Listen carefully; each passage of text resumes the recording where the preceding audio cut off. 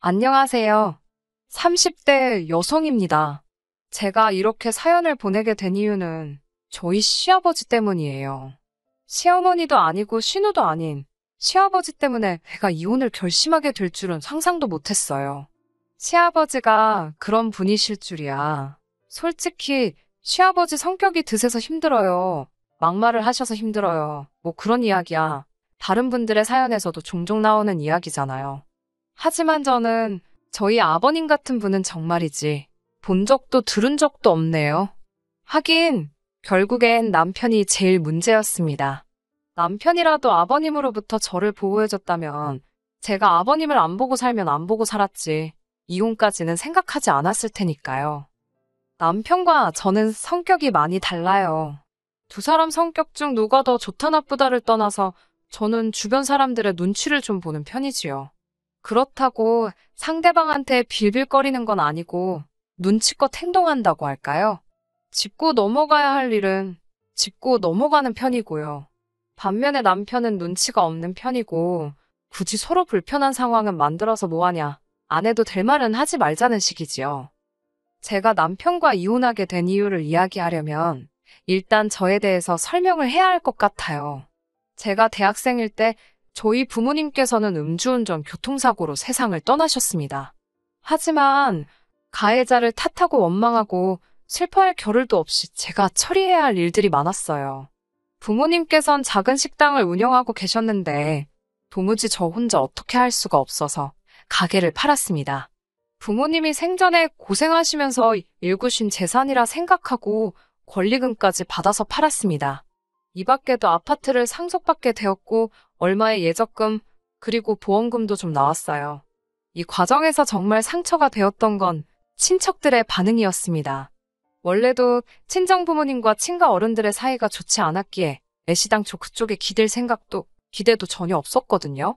하지만 그런 막말까지 듣게 될 줄은 몰랐습니다. 작은 숙부라는 사람이 저더러 아주 돈독이 올랐다나 돈의 환장을 했냐던가 그러면서 욕심이 사나우면 벌 받는다고 그 돈 사촌동생들하고 좀 나눠 쓰랍니다. 자기 형이 죽었는데 졸지의 조카가 부모를 다 잃었는데 뚫린 입이라고 저딴 소리를 하나 싶더군요. 진짜 인간으로도 안 보였어요. 외가 쪽도 사정은 다르지 않았습니다. 그래도 부모님이 살아계셨을 당시 외가하고는 관계가 괜찮은 편이었거든요. 그렇다 보니 사고를 알아차리자마자 이모와 삼촌들에게 먼저 연락을 하게 되었지요. 하지만 돈 앞에 장사 없다더니 그 말이 딱이었어요. 장례를 치르고 어느 정도 상황이 수습되고 나자 큰이모가 연락을 해오셨습니다. 어머니께는 4명의 형제자매들이 있었는데 저는 그 중에서도 큰이모를 제일 잘 따랐거든요. 그래서 큰이모가 저에게 아파트를 팔고 당신과 같이 살자고 했을 때 그런 음흉스러운 계획이 있을 거라고는 상상도 하지 못했습니다. 큰이모가 말하기를 제 안전도 걱정이 되고 딸처럼 챙겨주고 싶어서 그렇다고 했으니까요. 부모님과의 추억이 담긴 아파트라서 팔고 싶지 않았지만 그래도 한편으로는 이제 이 땅에 내가 믿을 건 큰이모밖에 없다 싶어서 결국 아파트를 내놓았습니다. 뿐만 아니라 큰이모는 하루라도 빨리 저와 함께 살고 싶으시다며 금매로 처분하라고 조언까지 해주셨어요. 그리고 그때만 해도 저는 큰이모의 말에 다른 뜻이 있을 거라곤 조금도 의심하지 않았지요. 며칠 뒤 아파트 계약서를 쓴 날이었습니다. 이제 거의 다 끝나간다. 속이 시원하다며 큰이모가 일단 아파트 잔금까지 받으면 제가 가진 돈은 전부 당신한테 맡기라 하셨어요. 몇 배로 불려주신다는 말과 함께요. 그때 뭔가 조금 깨름직한 기분이 들었지만 어떻게 말해야 할지 모르겠더군요. 그리고 그날 밤 이모와 이모부가 하시는 대화를 듣고 전 크게 충격을 받고 말았습니다. 두 분께서 제 돈을 가지고 사업 계획을 세우고 계셨으니까요. 정신이 번쩍 들었고 이튿날 저는 바로 계약자에게 연락을 취했어요. 그리곤 생판남인 그분에게 구구절절 제 상황을 털어놓았습니다. 다행히 제 또래의 딸이 있다는 그 여사님께서 그 누구보다 저를 위로해주시며 계약을 물러주셨네요. 시간이 흘러 원래대로면 잔금을 받았어야 하는 날이었습니다.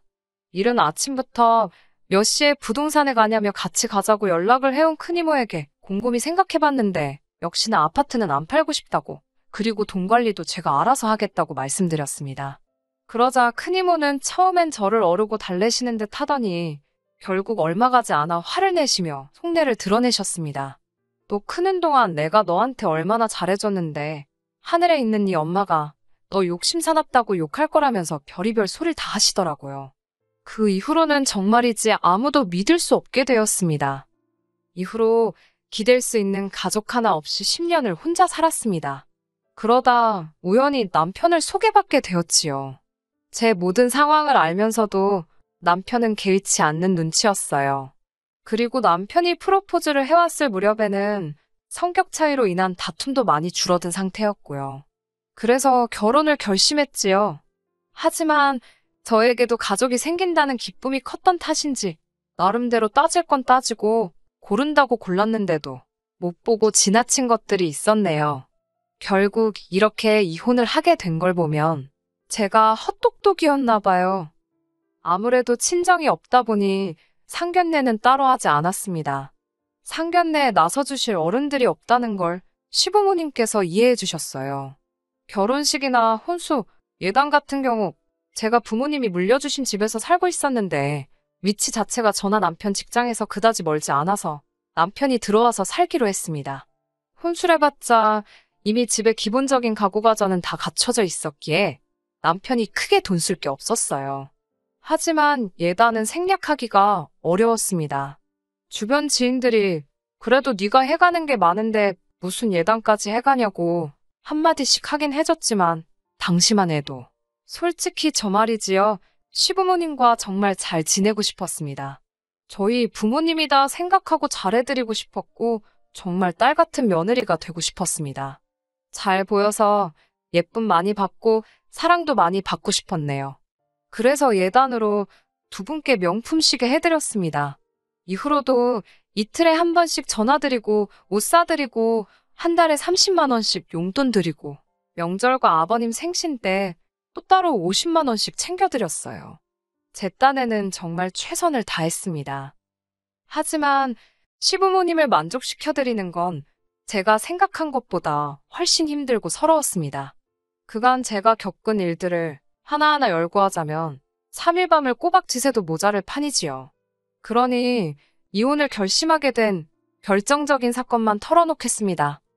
솔직히 식을 올린 이후로 어머님 아버님을 직접 겪어본 결과 다른 분들과 크게 다를 것도 없다는 건 알아차렸습니다. 그래서인지 딸 같은 며느리가 되겠다는 제 다짐이랄까요? 그 마음가짐도 조금씩 사라져가고 있었지요. 그러다 식을 올린 지 6개월 만에 정말 어처구니 없고 실망스러운 사실을 알게 되었습니다.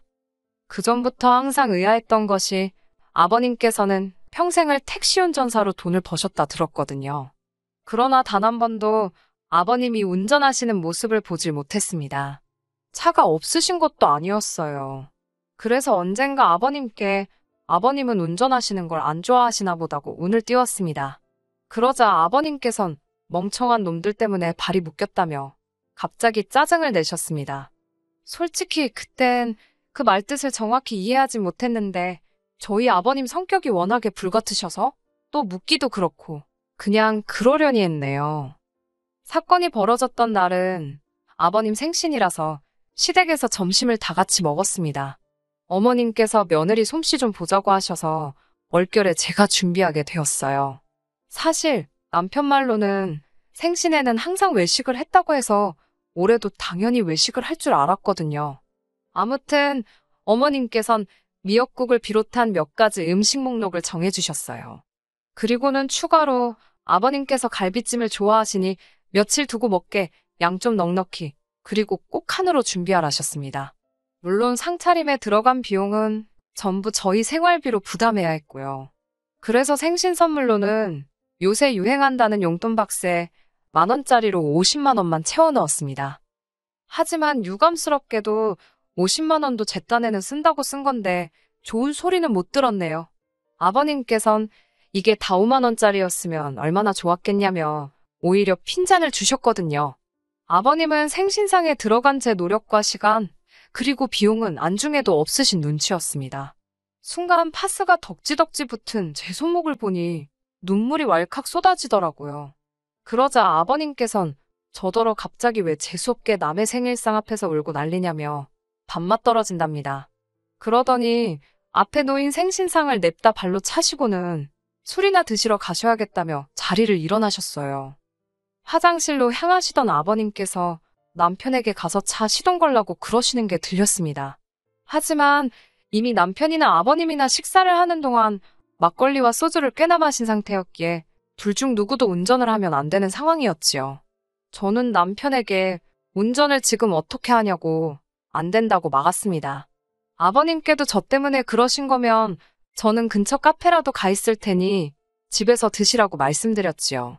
그러자 아버님께선 진짜 저 때문에 술맛 떨어진다며 어떻게 시애비 비위도 하나 못 맞추냐입니다. 며느리가 좀 아버님하고 달라붙고 아양도 떨고 그래야 되는데 진짜 별로랍니다. 그러더니 남편더러 빨리 가서 시동 안 걸고 뭐하냐고 소리를 빽 지르시더라고요. 남편도 안 되겠다 싶었는지 주섬주섬 옷을 챙겨 입고는 현관을 나서는 거예요. 아버님의 막말도 그렇고 하란다고 하는 남편도 바보 같아서 우라가 치밀더라고요. 결국 제가 안 된다고 뛰어나가 그 둘을 가로막았습니다. 아버님, 지금 제 남편 음주운전 시키시려는 거냐고, 제정신이시냐고 소리를 질렀어요. 남편한테도 미쳤냐고 하란다고 하냐고 악을 썼고요. 그리고는 아버님께 그렇게 하셔야겠음 직접 운전해서 가시든지 마시든지 하시라 했네요. 아버님께선 저를 무섭게 노려보시곤 차에 올라타시려 했고 그 순간 남편이 아버지 지금 운전하시면 안 된다고 소리를 치더라고요. 그리고는 어머님더러 빨리 아버지 좀 잡으시라고 소리를 질렀어요. 그런 남편의 모습은 처음이었기에 정말 깜짝 놀랐지요. 어머님께서도 당신 지금 운전하면 잡혀간다며 아버님을 붙잡고 늘어지셨습니다. 아버님께서는 어머님에게 쌍욕을 하시면서 이거 놓으라고 당신 마음대로 술도 못 먹으러 가냐면서 아주 난리도 아니었지요. 그러자 남편도 아버지 지금 무면허나 마찬가지시라고 이번에도 하시면 진짜 큰일 난다고. 결국 한바탕 소동이 있고 나서야 아버님은 누구한테 하시는 건지도 알 수 없는 욕지거리를 내뱉으시며 집 안으로 들어가셨습니다. 저와 남편도 진땀을 뺐고 대리운전을 불러서 집에 오게 되었지요. 집에 도착하자마자 남편에게 아까 했던 이야기가 다 뭐냐고 물었습니다. 아버님께서 왜 지금 운전을 하시면 안 되냐고 무면허라니 그게 무슨 이야기였냐고 물었어요. 남편은 귀찮다는 듯이 음주운전 2번 하다 걸렸다고 대꾸를 하다가 아차 싶었는지 입을 다물더라고요. 그럴만도 했지요. 남편은 저희 부모님이 왜 돌아가셨는지도 잘 알고 있었고 그래서 제가 음주운전하는 사람은 인간 취급도 안 한다는 것도 너무 잘 알고 있었으니까요. 저는 어이가 없어서 왜 그 이야기를 이제 하냐고 결혼 전에 왜 안 했냐고 물었습니다. 그러자 남편은 제가 이렇게 나올 거 뻔히 아는데 못하러 하냐입니다. 모르는 게 약이라면서 네가 나랑 살지 우리 아버지랑 살 건 아니었잖아라고 덧붙이는 남편을 보고 있자니 열이 뻗치더라고요. 그렇지만 그때만 해도 진짜 아버님 상종 못하겠다 생각했지 남편이 날 속였으니 이혼해야겠다. 그런 생각은 하지 않았습니다. 하지만 이튿날 일요일 아침이었습니다. 전날에 그 난리부르스와 아버님의 충격적인 과거 덕분에 새벽까지 잠을 못 이루고 설치다가 새벽 4시가 되어서야 간신히 눈을 붙였거든요. 그런데 아침 7시부터 전화벨이 울리더군요. 어머님이셨습니다. 간밤에 무슨 일이라도 있으셨던 건가 싶어 놀란 가슴으로 전화를 받았지요. 그러자 어머님께선 아버님이 저와 남편을 찾으신다며 지금 당장 시댁으로 오라고 하셨습니다. 문득 어제 있었던 일이 머릿속을 스치면서 짜증이 스멀스멀 올라오더라고요. 게다가 아버님 생각까지 하니 가서 표정 관리나 할 수 있을지 자신이 없었지요. 하지만 어쨌든 그때만 해도 앞으로 안 보고 살겠다까지는 아니었으니까 일단은 남편과 함께 시댁으로 향했습니다. 시댁에 도착하니 아버님께서 저와 남편에게 할 이야기가 있으시다 했습니다. 어제보단 멀쩡해지셨길래 솔직히 사과라도 하려고 하시나 하다못해 어제 일에 대해 나름대로 변명이라도 하시려나 싶었어요. 하지만 그런 제 기대는 얼마 가지 않아 산산조각이 났습니다. 아버님께선 남편더런 당신 옆에 앉으라고 하시더니 저를 향해 설교를 시작하셨습니다. 부모도 없는 저를 당신 며느리로 삼겠다 했을 때는 당신도 어느 정도 접고 들어간 부분이 있었답니다. 그래도 좋은 대학 나와 회사 다닌다고 하길래 말귀는 잘 알아듣고 싹싹한 줄 알았다나요. 그런데 요새 하는 걸 보면 영 당신 마음에 차지 않으신다며 이렇게 빡대가리인지 몰랐답니다. 전에는 이 집에서 당신 말 토다는 인간이 없었는데 여자 하나를 잘못 들여서 자기가 별꼴을 다 본다고요. 아버님의 막말에 결국 제가 폭발을 했고 저는 아버님께 처음으로 대들었습니다. 저야말로 아버님 성격이 우악스럽고 개떡 같은 건 알고 있었지만 범죄자인 줄은 몰랐다고요. 음주운전으로 면허 취소라니 그게 인간이 할 짓이냐고 소리를 질렀습니다. 설령 실수라 치더라도 반성을 해야지. 어제 그냥 운전하시게 둘 걸 그랬다고. 그래서 경찰 불러서 쇠고랑차게 만들었어야 한다고 악을 썼어요. 그러자 남편이 저더러 미쳤냐길래 진짜 미친 게 어떤 건지 보여줄 거냐고 소리를 지르고는 부엌으로 향했습니다. 제가 김치통에 바리바리 해왔던 갈비찜이 냉장고 안에 있었거든요. 그걸 끄집어내서는 뚜껑 열고 거실 바닥에 던졌습니다. 그 갈색 김치통 아시지요? 덕분에 거실 바닥에는 온통 갈비찜 양념의 기름기가. 그러자 어머님께선 저더러 완전히 돌았냐고 아버님 앞에서 이게 무슨 행패냐며 저더러 빨리 죄송하다고 그러랍니다. 한 번도 저한테 따뜻하게 며느리라고 불러주신 적 없으신, 늘 저에게 야, 너 라고 부르시던 어머님이셨어요. 그동안 서러웠던 일들이 전부 한 번에 터져나오는 기분이었습니다. 남편이란 자식도 저를 붙들고는 한다는 소리가 자기 아버지 성질 몰라서 그러냐며 어떻게 뒷감당을 하려고 이러냐입니다. 빨리 지금이라도 싹싹 빌라대요. 그런 남편에게 넌 네 앞가림이나 잘하고 이제 집에 들어올 생각은 하지 말라 했습니다. 막말로 우리 부모님은 네 애비 같은 인간 때문에 돌아가신 거라고 쪽팔린 줄 알고 미안한 줄 알라고요. 이후로는 뭐 구구절절 이야기할 필요도 없겠네요. 남편이랑 깔끔하게 갈라섰습니다. 염치도 없고 낯짝 두꺼운 남편이란 작작해서 제 아파트는 물론이고 오만 가지를 다 탐을 내더라고요. 제가 먼저 이혼하자고 했으니 위자료를 줘야 한다나요? 네 하고 싶은 대로 하라고 했습니다. 법대로 하고 싶으면 법대로 하고 소송 걸고 싶으면 소송 걸라고요. 역시나 아무 일도 없었습니다. 그냥 스무스하게 헤어졌지요. 진짜 웃겼던 건 저희가 협의 이혼을 했다 보니 한 달의 숙려기간이 주어졌었거든요. 그 한 달이 다 끝나갈 즈음에서 어머님 아버님이 저에게 만나자고 연락을 해오셨더라고요. 이제 뭐 겁날 것도 없겠다 만났습니다. 그러자 두 분이 제 손을 부여잡으시곤 얼마나 그동안 힘들었냐며 당신들이 진작에 마음의 문을 열지 못해서 미안하답니다. 딸 같은 며느리라고 생각하다 보니 이것저것 가르쳐주고 싶은 게 많았다나요. 그러면서 다시 처음부터 시작한다 생각하고 잘해보잡니다. 뭐 때문에 갑자기 그러신 건지는 지금도 모르겠어요. 돈 때문인가 싶기도 하고. 하지만 진심이었든 아니었든 저에겐 더 이상 중요한 문제가 아니었지요. 저는 그냥 한바탕 신나게 웃고는 조심히 들어가시라 했습니다. 다시는 연락하지 마시라고요. 1년도 못 살고 호적 지저분해지고 솔직히 하늘에 계신 부모님을 생각하면 죄송스럽고 슬프고 그렇습니다. 아마 하늘에 계신 부모님도 저를 보면서 그러시겠지요? 속상하고 미안하고 세상 그 어디에도 부모님처럼 저를 사랑해줄 사람은 없다는 걸 너무 잘 알게 된 지금 그 어느 때보다 떠난 부모님이 그립네요. 하지만 저 하늘 어디선가 저를 응원하고 계실 부모님을 생각하며 슬퍼하기보단 씩씩하게 살겠습니다.